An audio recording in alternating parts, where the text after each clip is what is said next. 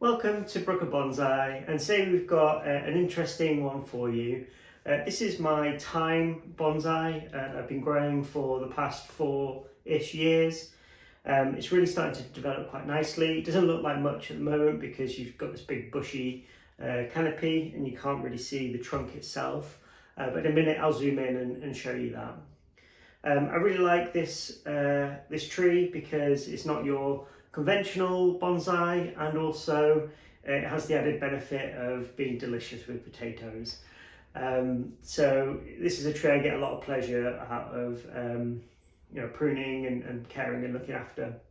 This year I repotted it so into this new tall pot because I wanted to give it lots of energy and grow these inner trunks a bit thicker. And now it's time to cut it all back because we've run out of time and we need some for the roasties, and that will set it up for spring next year. There is some larger branches which I'll probably need to seal up, but a lot of this is that with time it's quite difficult to backbud onto the old wood.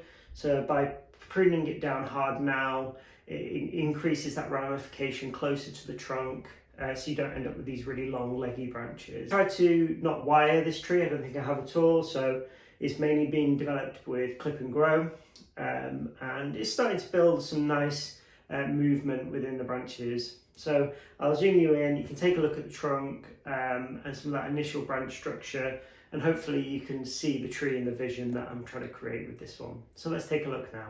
So here's a close-up of the tree. You can see I've been going for this kind of fused branch approach with a bit of an exposed root. I'm trying to kind of replicate like a willow or an old oak tree in the middle of a field. And it's starting to build some really nice character.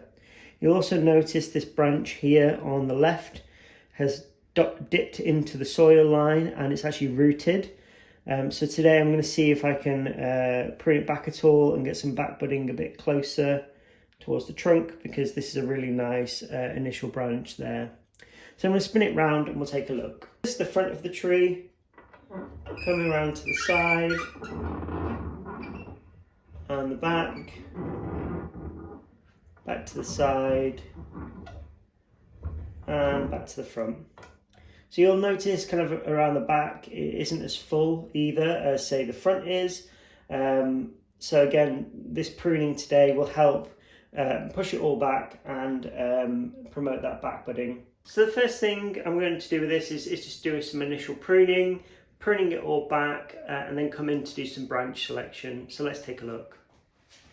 When working on a tree like this, it can be a bit overwhelming because there's just so many branches to work with. So I just kind of work away slowly at it, removing bit by bit where I can, and then out of it a design starts to form. I've got this first branch here. It's a really nice developed branch. We've got some branches growing in towards the centre of the tree that we can remove. And we've got these clusters now starting to form. So what I'm going to do is just prune them back hard rather than completely off. And then if they die back, they die back. It's not a problem. So today we're going to be removing quite a lot of growth from the tree. So I'm really hoping that it's vigorous and we should get lots of back budding. So all I'm doing is just pruning the tree back to some really healthy growth so that we don't get any die back.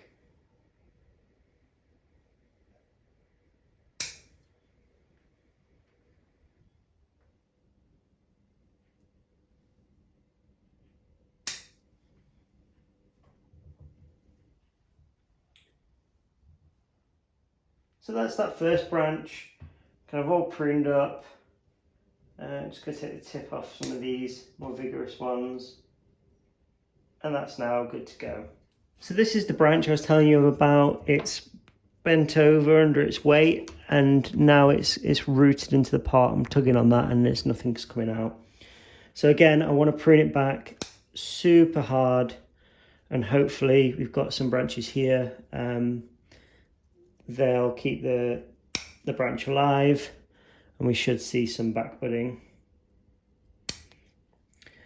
So all I'm doing at this stage is just pruning it back to some strong growth, removing the tips, and hopefully that will be enough to promote that back budding.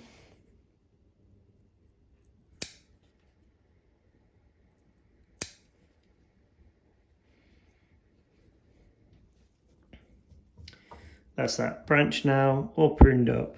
So I'm hoping we'll get some back budding along here, and I can cut it all the way back and then take it out of the ground. But for now, I don't want to be too ambitious. I'll let it recover. Hopefully we'll get a bit of back budding now it's got some good light, and then we should see some improvement.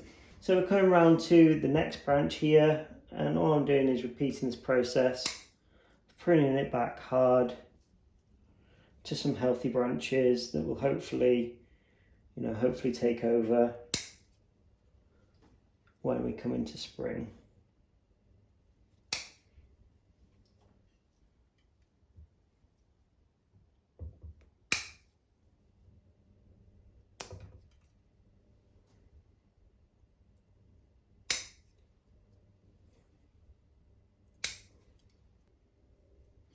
One thing I do really like about growing thyme is the smell when you're pruning it.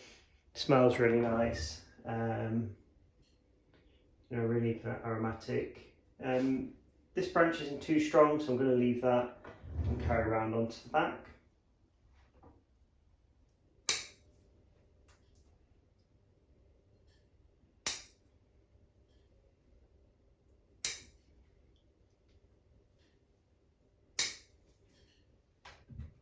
We've got these really nice, cascade branches here, but unfortunately it doesn't really work with the design of the tree.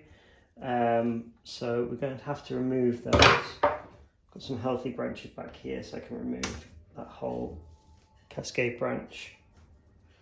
This branch has less opportunities, so all we can really do at this stage is, prune it back. I think with how weak this cascade branch is, it's likely we'll probably lose that one, but it's not a major branch, so I'm not too worried about that. So, thyme is a shrub, and it can take quite a hard pruning, so I'm not too worried about removing this much foliage. I made sure that the tree was really healthy, even though it was repotted last year.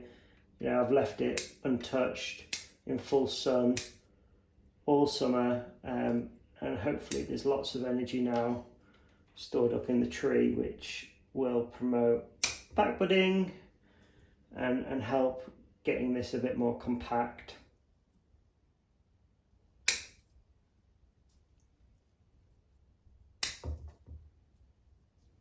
The last piece is the apex, and surprisingly with thyme, they're not as apically dominant as say other trees, but they still grow quite strong here up in the upper canopy. So you do find that you have to cut it back a little bit harder to get that back budding. I've reduced it all back, so now the last thing is to come back in and see if there's any further opportunities to reduce things even further, or remove any stubs from the previous pruning.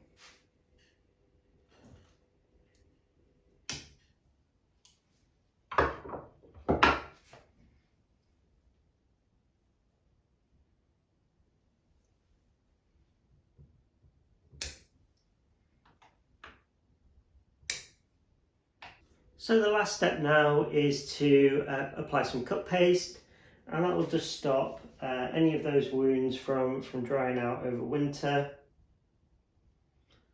The tree will grow a little bit over winter, but nothing too substantial, so it's definitely coming into its dormant phase now, so it's a good time to prune everything back.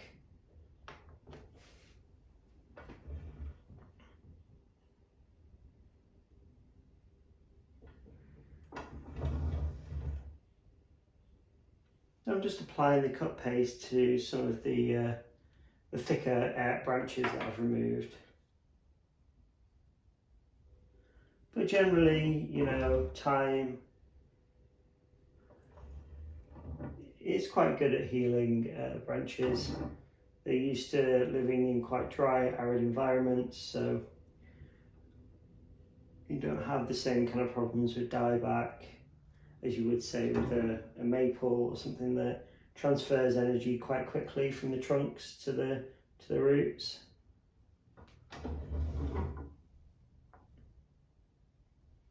The real trick now will be to ensure that it doesn't end up with too much water over winter, because that can cause the tree to develop root rot. And that's another reason why I put it in this really tall pot. There's lots of hydraulic pressure, which allows the water to drain quite quickly out of it. So you can water this quite often, and there's obviously a chance of root rot with everything, but it should be okay. So that's the tree all pruned up and ready to go back on the bench. I'll zoom you in so you can take a look at the work that I've done. So you can see now we've kind of got the start of a canopy forming that's a bit more to scale. We just need to start building up the density of those branches. So here's the front. Coming around to the side, you can see that cascade branch that we'll need to remove at some point. Round to the back.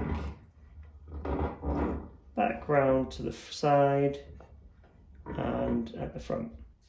Here's all of the thyme that I removed today. So you can see quite a lot, probably 2/3 of the tree, if not a tiny bit more. But none of this will be wasted. It'll all go into soups and roasts and things like that. So that's the winter pruning all done. It's time to now put the thyme back out on the bench and leave it to recover over winter, and in spring we should see it all flush out nicely again. So thank you guys for watching. If you enjoyed this content, don't forget to give us a like and subscribe, and look forward to seeing you in the next one.